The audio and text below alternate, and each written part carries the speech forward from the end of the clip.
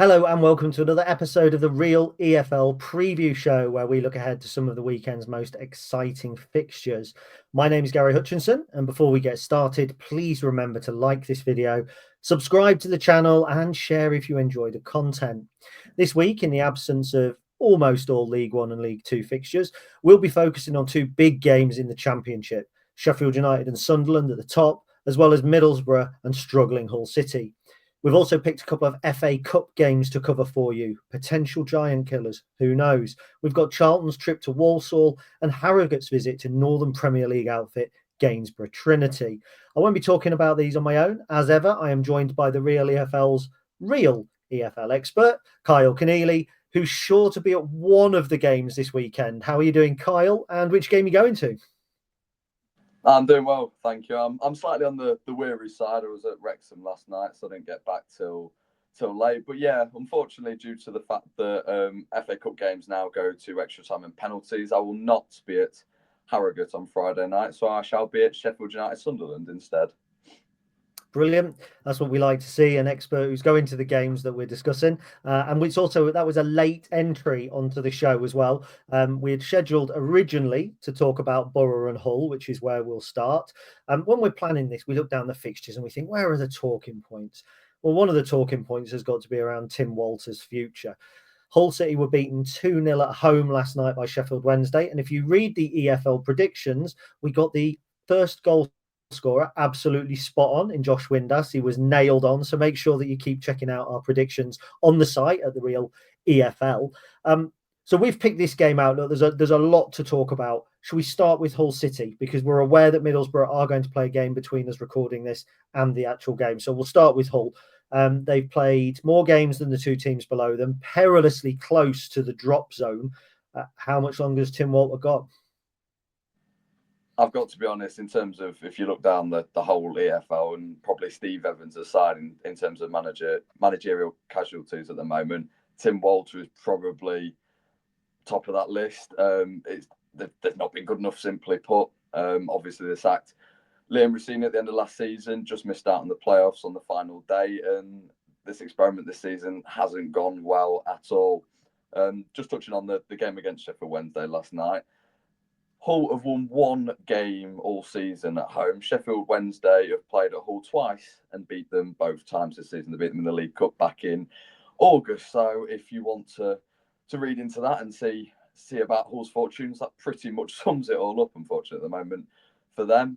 Oddly enough as well, it was Sheffield Wednesday's first penalty in something near closing in on 2 years, I think, last night as well at Hull. I know they've been looking at that for a while, but yeah, back to Hull, and yeah, simply put, they haven't been good enough. This is a side that you'd be looking perhaps not to be pushing towards the playoffs this season. We know last season all the loanees, and they perhaps didn't fit as well, and there was obviously lots of talk about Liam Rossini and the fact that they hadn't reached expectations, and with all the players that were there, the quality all over the squad, they didn't get into the playoffs, didn't get over that final hurdle, but you didn't expect them to be this low this time around. And if you actually look, their 3 wins this season all came in a row. They scored 10 goals in the space of 3 games at the end of September, start of October, and they were against sides that you would kind of expect them to beat at the time. So you've also got QPR at bottom of the league, Stoke. All right, that's a fairly decent-ish result, but Cardiff at the time, who were on a real rotten run. I think they're in awful form. So yeah, there are plenty of questions that you've got to ask. They're 9 without a win. There was plenty of, there've been plenty of boos over the last couple of weeks towards Tim Walter anyway, but last night particularly so. And I do feel that there is going to be a change in the next couple of weeks. Yeah, I mean, people go on about the second division in Germany and what a great division it is. You know, there was 1 week last season where attendances in the second division actually were higher than attendances in the first. But Tim Walter's managed 3 teams at that level: Holstein Kiel, Stuttgart, and HSV. Failed to get promoted with any of them. Whereas Liam Rossini obviously doing a decent job at Derby, did a decent job at Hull. I mean, was this step back something that really we should have predicted? I mean, it feels to me like Hull have just kind of tried to go down that trendy route of going for the foreign manager rather than probably a little bit more of a pragmatic approach, which, let's face it, a city like Hull and a club like Hull probably require a more pragmatic approach. Yeah, well, you look at Liam Messina, he's a sort of bright young manager. And as I say, I know there was obviously all the talk of the underperforming at the end of last season, the fact they didn't make the playoffs, and perhaps they should have done. But his sacking was still a shock. You kind of expected him to get more time, to get perhaps another window behind him, and then move on from there. And as I say, you could kind of predicted the drop off of sorts, but not to be in the position they are. You wouldn't expected them to be at the bottom end of the championship, perhaps looking at very much over their heads at the moment at the sides below them in the table. And I know that there are a couple of sides. Many people wouldn't have had Portsmouth struggling as much as they did. Obviously, the way they won League One last season, and a lot of people would perhaps have put Derby in that sort of position. And obviously, you got QPR as well. The way they finished the season, perhaps people expected them to be higher up the table. And so, yeah, the Championship's always a difficult league to judge off the bat. You're always going to, when you do predictions at the start of the season, teams are always going to overperform and underperform, etc. So it is a bit of a surprise to see where they are. And as I say, he hasn't got long at all, and this is a game that I do not see them winning at all. Very good. Well, just for the record as well, Liam Rosenior currently has Strasbourg 11th in League One in France, and that's a couple of places higher than Patrick Vieira had them last season. So he's certainly doing well. Look, we go from a manager under pressure to a manager whose star is rising day by day. Boro are 6th. As at the time of recording, they've scored 15 goals in 3 games. Michael Carrick, I think, being linked with the Leicester job. You say that you can't see Hull winning this. I'm absolutely with you. This is a game that Hull are likely to lose, but I don't think there's a team they could come up against in the Championship at the moment who are more likely to win the game. I mean, it's got kind of 3 or 4-0 written all over it, hasn't it? Yeah, precisely. You mentioned the 15 goals in the past 3 games. You had them winning 6-2 at Oxford, 5-1 at Luton, 4-1 against QPR. I know the sort of sides that you would expect teams to beat at the moment. They're all struggling towards the bottom end of the table, but to hit them goals is particularly impressive. And you look at the players in the team, you've got Latte Laugh, who got a hat-trick against Oxford. Finn Assar's got 2 goals, 2 assists. They've been particularly impressive throughout the whole season, but particularly in these past couple of games. The only real outlier in the past few results is that 3-0 defeat to Coventry at the start of the month. But even still, if you look towards last month, they ended it with a 3-3 draw against Norwich. So you can see the pattern of them being very, very good in attack. As you say, them attacking players. They even beat Sheffield United as well, and that was only their 2nd loss of the season after they lost to Leeds on the Friday night. And even players like Tommy Conway, I remember watching him against Rotherham last season, and he's come back from injury, scored twice, looked really, really impressive. He's got 6 goals, only 665 minutes he's played this season as well. So they've got goals coming not just from players that you expect to see starting every week, because Tommy Conway's only started 7 of the games and he's completed 90 minutes just twice. So you've got players all over the pitch that are contributing and in a squad as well, and that's what you need to maintain a promotion push. Since dropping out of the Premier League, Boro have actually only finished outside the top 10 once. They've finished 6 times inside the top 10, but only twice in the playoff spaces, which was 2017-18 and 2023-24. So they are expected to be in and around it, but this season they're looking particularly good, as you've mentioned, and really this does look like an out-and-out defeat for Hull City.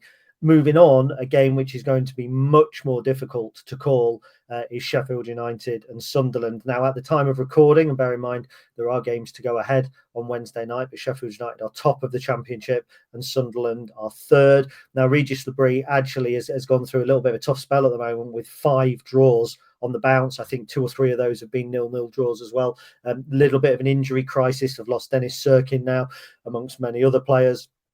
So they are going through the ringer a little bit, whereas Sheffield United are looking to bounce back immediately to the Premier League. Now, this is obviously a fixture that you're going to. What are your initial thoughts? Well, if you'd asked me a couple of weeks ago, this game would perhaps have been a fair bit harder to call. But you look at Sheffield United, they were a very good side anyway, but they've really hit form. sort of this month. They won 5 of the last 6. As I said earlier, they've only lost 2 games all season. That was the defeats against Middlesbrough and Leeds, which came back to back. And you look at the quality of them sides as well. They're not particularly poor defeats. They're teams that you expect to be challenging at the top end. And they were both away from home. Sheffield United at home are still unbeaten. They've won 7 of the 8. They've only conceded 9 times. Even in the last, as I say, them 5 wins from 6, they've kept clean sheets in 4 of them. And you can contrast that to Sunderland, as you've said. They have dropped off a bit. They've drawn every game they've played this month. The last win was against Oxford at the end of October. 3-0 nils in that time. And the quality of the teams you're looking at as well, the likes of West Brom probably was nailed on to finish 0-0 last week. We've spoken before about West Brom drawing 0-0. So granted, you probably would have expected that, but games against the likes of Preston, QPR, Coventry, Millwall. Again, Millwall are in very good form, one of the most informed teams in the league, but you'd expected them in there to have won a couple of them games, and you're perhaps seeing a sort of drop off that you may have expected. If you remember in the second half of last season, Sunderland, perhaps if there'd have been 4 or 5 games left of the season, they might have found a way to get relegated. So I know over the summer there was a lot of worry about where Sunderland would finish, and they've obviously had this magnificent start to the season. So as much as we're saying a drop off, I think we're kind of seeing Sunderland in a more natural position now. You might be expecting to see them sort of around the playoffs. But yeah, looking on paper, you would have to back Sheffield United to win this game. Well, Dennis Sirkin, Leo Helder and Nasri Rusin all out injured, so it is going to be a challenge.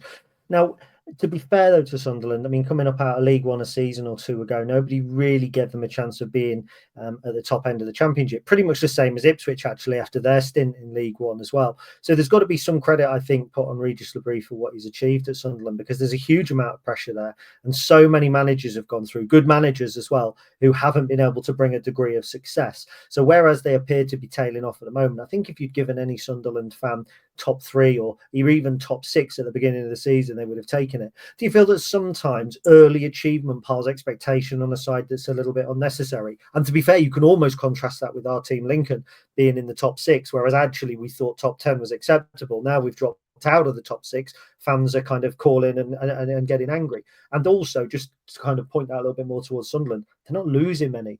And if you can't win games, don't lose. And that's another attribute that actually sometimes fans miss, isn't it?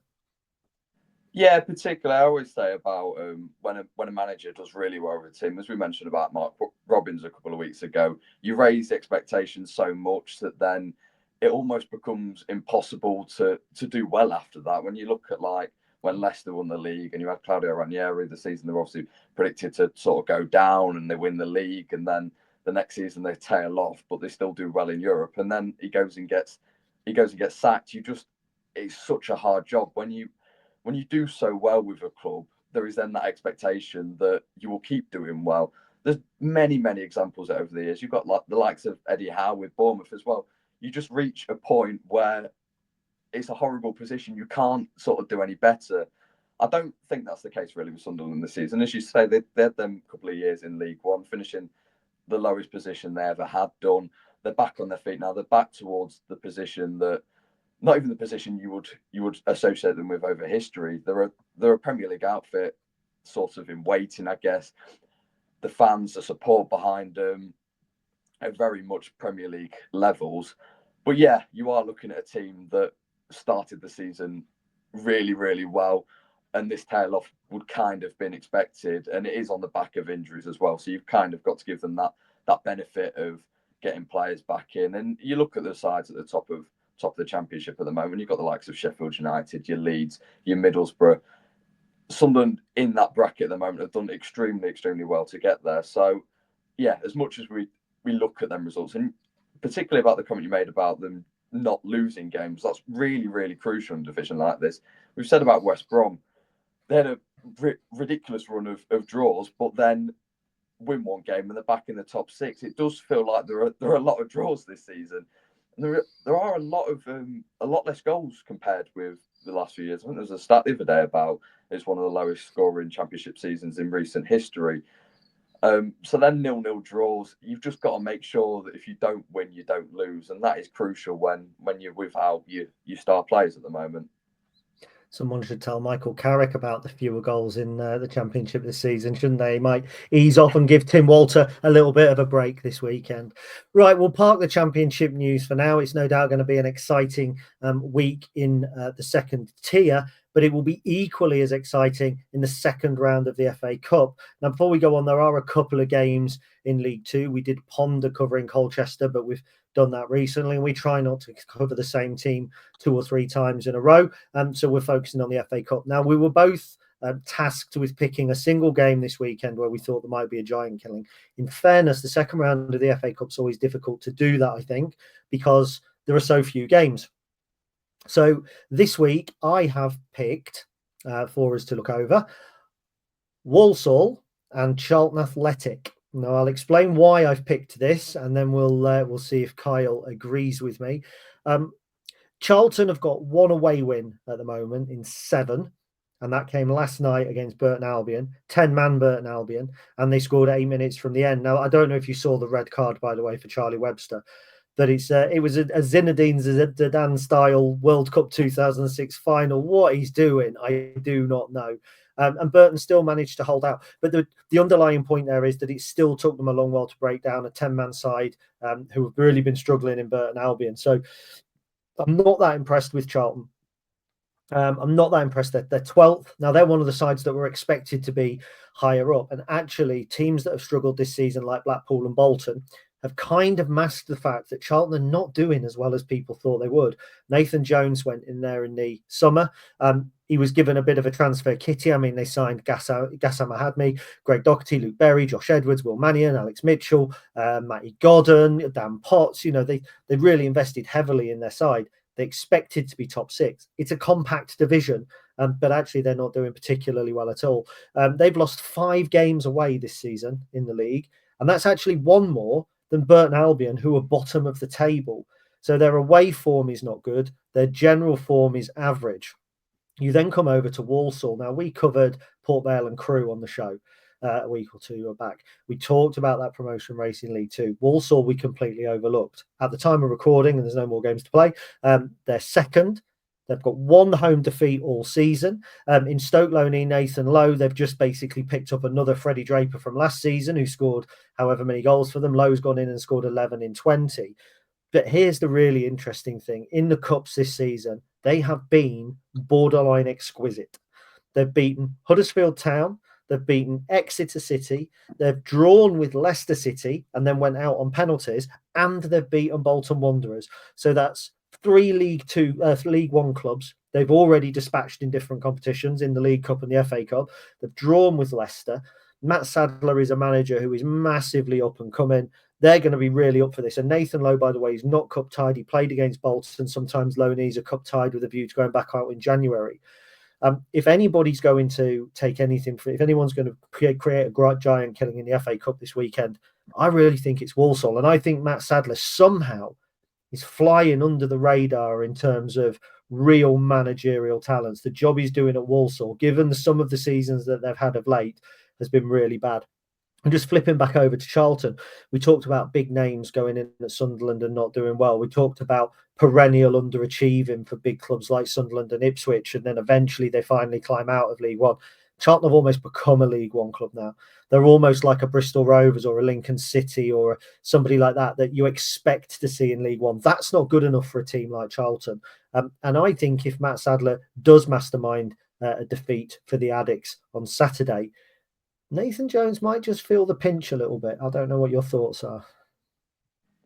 Yeah, definitely. There's a massive amount to unpack in this game. As you said, I'll start with Nathan Jones. Obviously, when he came in the summer, when he came in first transfer window, you've now got a lot of ex-Luton players in there, so a lot of players that he's more than familiar with over the years. So to make a decision, and I don't think he's currently that close to being sacked, but football's an ever-changing game. A couple more defeats, a defeat on Saturday, and then you never know.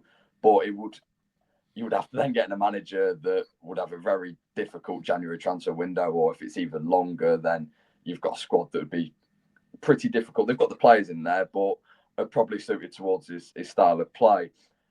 You're looking over at Walsall. I think currently they're a League One team in waiting. I actually missed the couple of teams they knocked out in the League Cup, which takes their tally of League One teams they've beaten this season to 5, which is more than, I think it's 7 teams in League One themselves. When you look at Burton, have only won once. It is a ridiculous feat. And if you actually look at some of the teams, beat Birmingham early on in the EFL Trophy on penalties, Bolton in the last round, which continued to put pressure on Ian Evatt. They weren't revised after they drew last night. They're an exceptional side. All their underlying statistics as well. You do look at them and think this game is perfect for them. As you say, a Charlton side that aren't hitting the heights that perhaps you would have expected. They've won last night against Burton, as you mentioned, but the style, the manner, I saw a lot of comments on the game saying when you're winning games and when you're towards the top of the table, that is a win that you go, phew, we've got over the line. But when you've lost your last 2 against Huddersfield and Exeter and you go to the team that are bottom of the league, have won once all season, you're playing against 10 men and then you only win 1-0 without playing well, that's when you go, well, actually, is that a win that we've ground out, or have they basically handed us the result? And I think, to be honest, it's the latter. And they had a lot of... October was a weird month for Charlton. They beat Birmingham, the first team to beat Birmingham all season in the league. Then had 3 successive draws against Stockport, Barnsley and Wrexham. So they're sort of teams you'd expect to be challenging for promotion this season. They had a couple of late goals in there as well. And this is kind of where you start to think, is it more luck than results, or is it Charlton playing well? And when you had the Barnsley game, when they scored in the 93rd minute and then conceded in the 95th themselves, you do kind of look at a pattern that they have to start getting results. And I know they play Lincoln in a couple of weeks, and it's a game that probably Lincoln will look to target on paper as winning, given their last couple of results. Even in the first round against the Southend side that people expected to challenge at the top end, they only won in extra time, and that was a very, very good first round game. Yeah, if I'm looking at this game, in all honesty, I am looking towards a Walsall win, and for them to continue their momentum that they've had all season, to be honest. Yeah, and I mean, it would actually be really nice, I think, for Matt Sadler to get into the FA Cup and get that big draw. Obviously, they've already had Leicester City, but the League Cup doesn't tend to get the same amount of exposure, I don't think. And when, if a Premier League team goes to a League Two team in the League Cup, it's a weakened side. But the FA Cup, they tend to take a little bit more seriously. Certainly teams like Leicester City will, particularly, them specifically, if there's a new manager. The smaller Premier League teams, the FA Cup's seen as something worth winning, whereas the League Cup perhaps isn't. So my money would certainly be on Walsall. I hadn't picked up on the EFL Trophy wins, of course, as well, which was Birmingham, I think, on penalties, and 3-0 they beat Shrewsbury. I think they've lost 1 in 15. The hope there for Charlton is the one that they lost, they were stuffed 6-2 at home by Fleetwood, which was one of those kind of outlier results that just... it came from nowhere, absolutely nowhere. And I think in my fantasy AFL, I'd got a Walsall defender in that day as well. So absolutely heartbreaking. So we shall move on. The romance of the Cup may well be in a Walsall beating Charlton, but in actual fact, it's in the non-league teams progressing now beyond the second round. And one team that we hope, being relatively local, have got a chance to progress into the third round of the FA Cup is Gainsborough Trinity. Now, it's been a horrible few years for Gainsborough Trinity. They played Nuneaton a few years ago in the playoffs for a place in the National League and were beaten. They were quite famously a side that had never been relegated. They were then promptly relegated to the Northern Premier League. And while they've been desperately trying to fight their way out, they're currently 18th in the Northern Premier League. So it's not like it's a great season for the Holy Blues at the North Home. They face a Harrogate Town side that are 17th in League Two, that have already caused a cup upset by beating our own Lincoln City in the League Cup. But you've picked this one out as a potential giant killing, haven't you, Carl? Yeah, if you just look at the sort of league form of Gainsborough, you can't really read too much into it, because they have between 3 and 6 games in hand on most of the sides around them because of the cup runs. And they are a very, very good cup side this season. They entered the FA Cup in the first round, the first qualifying round. So they've played 6 games already this season. They've knocked out Boston after a replay. So that was the only game that's gone to a replay. Sorry. so far. Their game against Hednesford would have gone to a replay. Perhaps looking in great hindsight, and a lot of people said at the time, definitely should have been one of the televised games. When you look at it, it ended up 4-4, was 3-3 after extra time, had another couple of goals. There was a screamer for Gainsborough to take it to extra time after they were 3-0 down. And even the penalty shootout themselves, it had pretty much everything you could have wanted for an FA Cup game. And now Gainsborough themselves are the lowest ranked side left in the FA Cup. And this is a brilliant game for them. I know they would have loved that sort of home tie, get a sellout against a Football League side. But even still, they've got a very, very good opportunity to make it to the third round, and hopefully for them, get a big tie, a Premier League side in the next round. If you look at sort of the statistics as of late, as I said, they've progressed to the third round of the FA Trophy. They beat higher ranked Chester in the last round. They've played very few league games, in all honesty. They are 9 games unbeaten. 7 of them are in cup competitions. So they've had a couple of league games recently that they've got results in, but the main focus currently has been cup games. I know they'd want that to transpire into the league and start moving up the league. They're currently 12 points off the playoffs, but as I say, they've got 5 games in hand on some sides already. So there's going to be that fixture congestion towards the end of the season. Looking at Harrogate, they're actually a side that I thought were on a worse run perhaps than they were, and that's why I kind of looked at this game originally, but I stick by my decision that this could be an upset. As you say, 17th in League Two, they're 5 points off the playoffs, 8 points above the bottom 2. So a 17th position in League Two is kind of what you would call mid-table. I know it seems closer to the relegation zone position-wise, but they've had a couple of good recent results. Gillingham, Chesterfield beating both. As you say, beating Lincoln in the League Cup. They beat Wrexham, a game that the BBC described as one of the biggest upsets of the round, which I completely disagree with, but was an upset, 100%. They had a difficult sort of run in October. They only won 1 game. They lost 5-1 against MK Dons, who at the time were not the side they perhaps are now. Drew against Swindon. They beat Newport, struggling side. Drew to Carlisle. The last couple of games of the month, losing against Port Vale and Notts County, 2 teams you definitely expect to be at the top end of League Two this season, perhaps is not too surprising. They were a side last season who were in the playoffs in sort of February. They had that awful defeat against Mansfield. This is another case perhaps of a side that overachieved. I don't think that Simon Weaver is by any means under any pressure at all, but they are a side that obviously, as I say, last season, were towards the top end. They did tail off towards the last parts of the season, but this still represents a decent enough season, and they'll be hoping that they can pick up a few wins in the next couple of weeks, and then the position might look slightly better. But for the time being, this is a game that the Gainsborough will be desperate to win. And if I'm honest, I really can't call this in terms of who will win. But for the beauty of the FA Cup, I would love it if Gainsborough could get a result on Friday night. Yeah, one of the things going against Gainsborough, of course, is recent postponements. They've been without a game, I think, for 13 days going into this due to games being postponed in the Northern Premier League through inclemental weather. They've also, I think, Declan Howe, their leading scorer, has been struggling, whether he misses the game or not. I think he's touch and go. I think he's been struggling as well, which could be tough. And as you say, with it not being at the North home, they would have had that home advantage. But of all the Football League grounds that they could have gone to that may feel like relatively familiar surroundings, I mean, I'll call it Wetherby Road, I think it is, but whatever they call the Harrogate ground now, with all due respect, is probably more of a Northern Premier League ground than 99% of the other EFL grounds. So Russ Wilcox may feel that his side are in slightly familiar territory, particularly as Harrogate and Gainsborough were regular opponents in the National League North over the years. Yeah, definitely. You look at this game, and this is kind of where Gainsborough could, in the future, be looking towards one of the couple of sides that are in League Two that have progressed massively over the years, and they are probably the outlier in terms of they've not had massive financial backing behind, and Simon Weaver has been there for an absolute age, it feels like.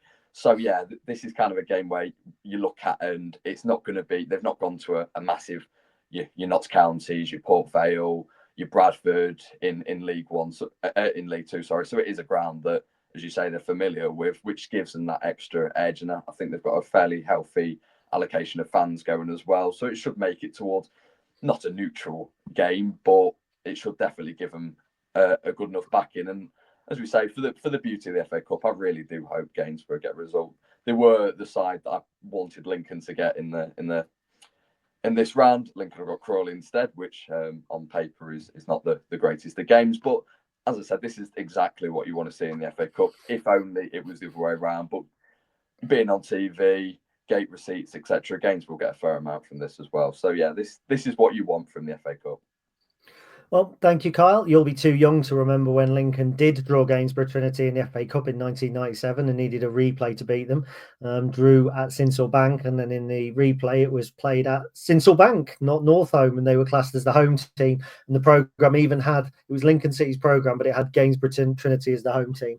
And we had Mark Holmes sent off after 16 minutes, I think it was, for a two-footed challenge in Paul Ellender's chest, which he still gets reminded about now. And he does like to underline the fact that he was also a very good competent midfielder. Anyway, I digress. That was the Real EFL preview podcast. We hope you've enjoyed it. If you did enjoy it, please remember to like and subscribe. Check out some of the other predictions on the channel. Yeah, tell a friend. We'll all be at games this weekend. You'll go into Sheffield United. I am hoping to get down to Crawley as things stand, but it's a long old journey. And we'll be back next week with more Real EFL action. In the meantime, thank you, Kyle, and goodbye.